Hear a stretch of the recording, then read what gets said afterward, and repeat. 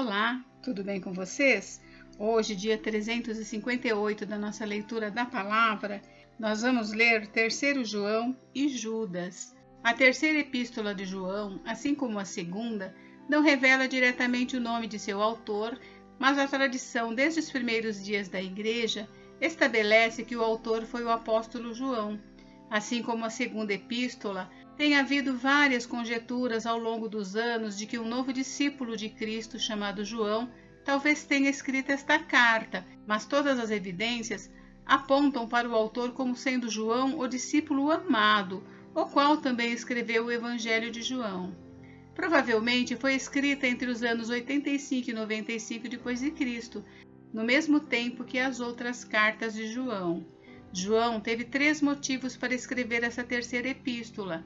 Primeiro, para elogiar e incentivar seu amado colega de trabalho, Gaio, um leigo de alguma riqueza e distinção em uma cidade perto de Éfeso, em seu ministério de hospitalidade aos mensageiros itinerantes que iam de um lugar a outro para pregar o Evangelho de Cristo, quer fossem conhecidos por ele ou não.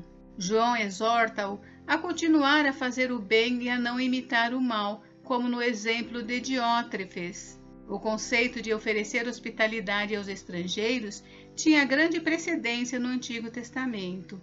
Atos de hospitalidade em Israel incluíam a recepção humilde e graciosa de estrangeiros à casa para alojar, alimentar e proteger. Além disso, o ensino do Antigo Testamento retrata os israelitas como um povo alienado e muito dependente da hospitalidade de Deus, como aquele que graciosamente atendia às suas necessidades, redimindo-os do Egito e providenciando-lhes alimentação e vestuário no deserto. Segundo, indiretamente, adverte e condena o comportamento de Diótrefes, líder ditatorial que tinha assumido uma das igrejas na província da Ásia e cujo comportamento era diretamente contra tudo que o apóstolo e o seu evangelho representavam. Este homem não só se recusara a reconhecer a autoridade de João como apóstolo, mas também a receber suas cartas e submeter-se às suas direções. Ele também circulou calúnias dolosas contra João e excomungou os membros que demonstraram apoio e hospitalidade aos mensageiros de João. Terceiro, antes de concluir sua carta, ele louva o exemplo de Demétrio, discípulo sobre o qual relatava-se um bom testemunho. João, como sempre, enfatiza a importância de andar na verdade do Evangelho. Hospitalidade, apoio e encorajamento para os nossos irmãos cristãos são uns dos principais preceitos dos ensinamentos de Jesus, e Gaio foi, obviamente, um excelente exemplo desse ministério. Devemos fazer o mesmo sempre que pudermos, acolhendo missionários, pregadores e estrangeiros visitantes, não só nas nossas igrejas, mas também nas nossas casas, oferecendo-lhes todo o apoio e incentivo de que precisam, desde que tenhamos a certeza de que são verdadeiros seguidores. Também precisamos ter o cuidado de sempre seguir apenas o exemplo daqueles cujas palavras e ações estão de acordo com o Evangelho e de estar alerta para sermos capazes de detectar pessoas como Diótrefes, um líder cujo comportamento estava longe de ser parecido com o que Jesus ensinou. Bem, este livro tem um único capítulo. Vamos à leitura? Prefácio e saudação. O presbítero ao amado Gaio, a quem eu amo na verdade. O bom exemplo de Gaio. Amado, peço a Deus que tudo corra bem com você e que esteja com boa saúde, assim como vai bem a sua alma. Pois fiquei muito alegre quando os irmãos vieram e deram testemunho de que você é fiel à verdade e vive de acordo com a verdade. Não tenho maior alegria do que esta, a de ouvir que os meus filhos vivem de acordo com a verdade. Amado, você tem sido fiel no que faz pelos irmãos, mesmo quando são estrangeiros. Estes deram testemunho diante da igreja do amor que você tem. Você fará bem encaminhando-os em sua jornada de um modo que agrada a Deus, pois foi por causa do nome que eles saíram, sem receber nada dos gentios.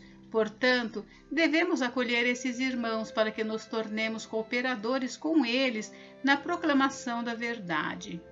Diótrefes e Demétrio.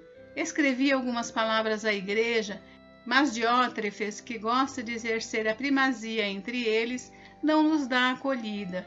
Por isso, quando eu for aí, farei com que se lembre das obras que ele pratica, proferindo contra nós palavras caluniosas, e não satisfeito com isso, ele não recebe os irmãos, impede os que querem recebê-los e os expulsa da igreja.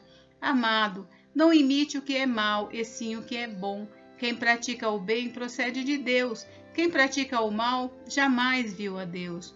Quanto a Demétrio, todos dão bom testemunho dele, até a própria verdade, e nós também damos testemunho, e você sabe que o nosso testemunho é verdadeiro. Saudações finais. Muitas coisas tinha para lhe escrever, mas não quis fazê-lo com tinta e pena, pois espero vê-lo em breve. Então conversaremos pessoalmente. A paz esteja com você. Os amigos mandam saudações. Dê saudações aos amigos, um por um. Bem, agora nós vamos ler o livro de Judas. Já o início da epístola identifica Judas, irmão de Tiago, como seu autor. Judas era provavelmente o meio-irmão de Jesus, já que Jesus também tinha um meio-irmão chamado Tiago. Aqui, ele não se identifica como um irmão de Jesus, devido à humildade e reverência para com Cristo. O livro de Judas está intimamente relacionado com o livro de 2 Pedro e provavelmente foi escrito entre 60 e 80 depois de Cristo. Este livro é muito importante para nós porque foi escrito sobre o fim dos tempos, para o fim da era da igreja. A era da igreja começou no dia de Pentecostes. Judas é o único livro inteiramente dedicado à grande apostasia. Para quem não sabe, apostasia é afastar-se da fé, dos princípios do Evangelho. O livro de Judas está repleto de referências ao Antigo Testamento. O uso de Judas das bem conhecidas ilustrações históricas de Sodoma e Gomorra, Caim, Balaão e Coré lembrou aos cristãos judeus da necessidade da verdadeira fé e obediência. Judas descreve que más obras são a prova da apostasia e nos exorta a batalhar pela fé, pois há joio no meio do trigo. Falsos profetas estão na igreja e os santos estão em perigo. Judas é um livro pequeno, mas muito importante e digno de estudo, escrito para os cristãos de hoje. De acordo com o versículo 3, Judas estava ansioso para escrever sobre a nossa salvação, porém ele mudou de assunto para abordar o contender pela fé. Esta fé personifica o corpo completo da doutrina cristã ensinada por Cristo e posteriormente transmitida aos apóstolos. Depois de Judas advertir contra os falsos mestres, ele nos aconselha sobre como podemos ter sucesso na guerra espiritual.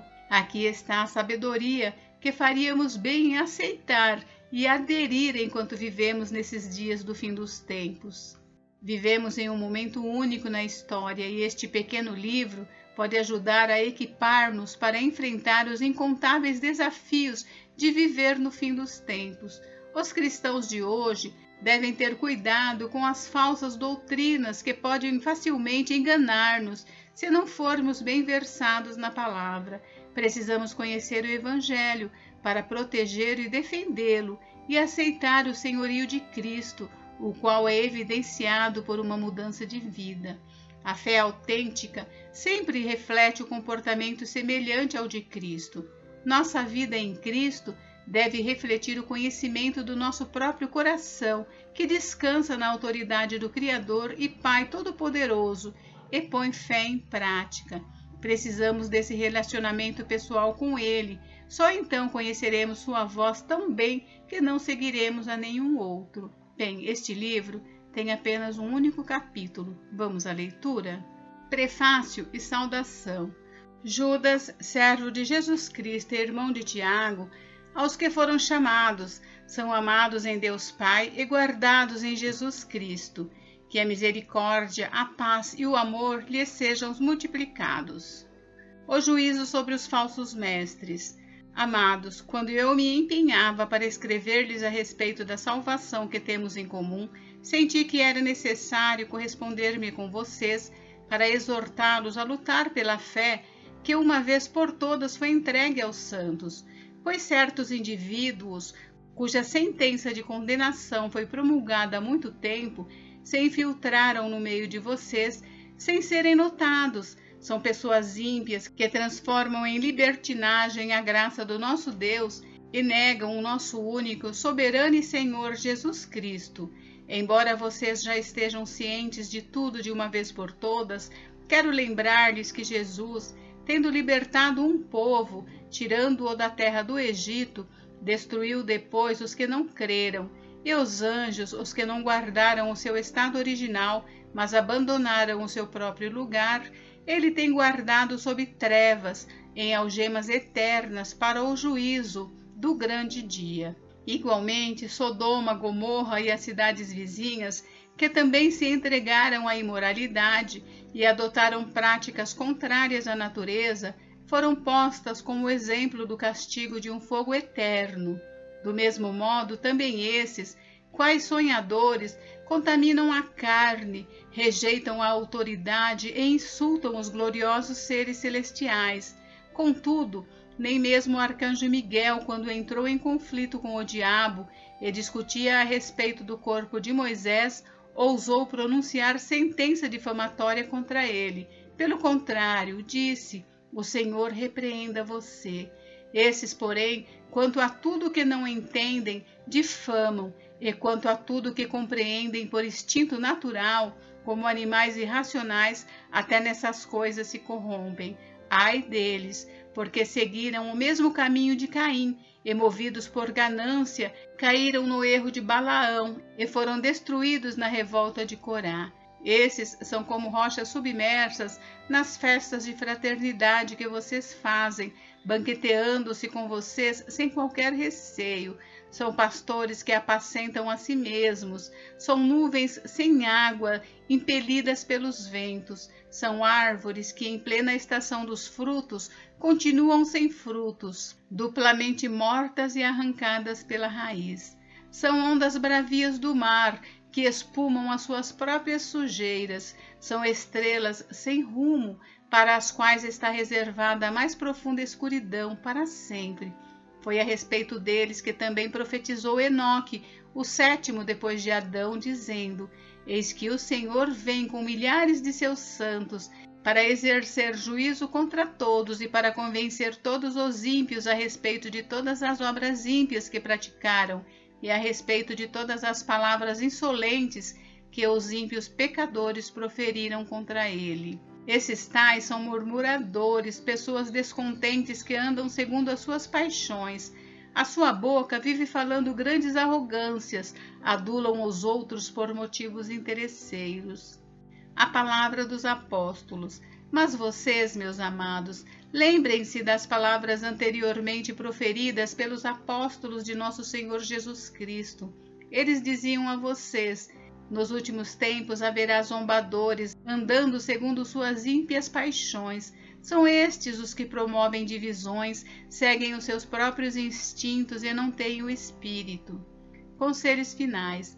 Mas vocês, meus amados, edificando-se na fé santíssima que vocês têm, orando no Espírito Santo, mantenham-se no amor de Deus, esperando a misericórdia do nosso Senhor Jesus Cristo, que conduz para a vida eterna. E tenham compaixão de alguns que estão em dúvida. Salvem outros, arrebatando-os do fogo. Quanto a outros, sejam também compassivos, mas com temor, detestando até a roupa contaminada pela carne. Doxologia. E é o Deus que é poderoso para evitar que vocês tropecem e que pode apresentá-los irrepreensíveis diante da sua glória com grande alegria, a este que é o único Deus, nosso Salvador, mediante Jesus Cristo, Senhor nosso, sejam a glória, a majestade, o poder e a autoridade, antes de todas as eras, agora e por toda a eternidade. Amém. Gente, encerramos a leitura do livro de Judas. Amanhã nós daremos início à leitura do livro de Apocalipse. Fiquem com Deus, Deus abençoe vocês. Até amanhã.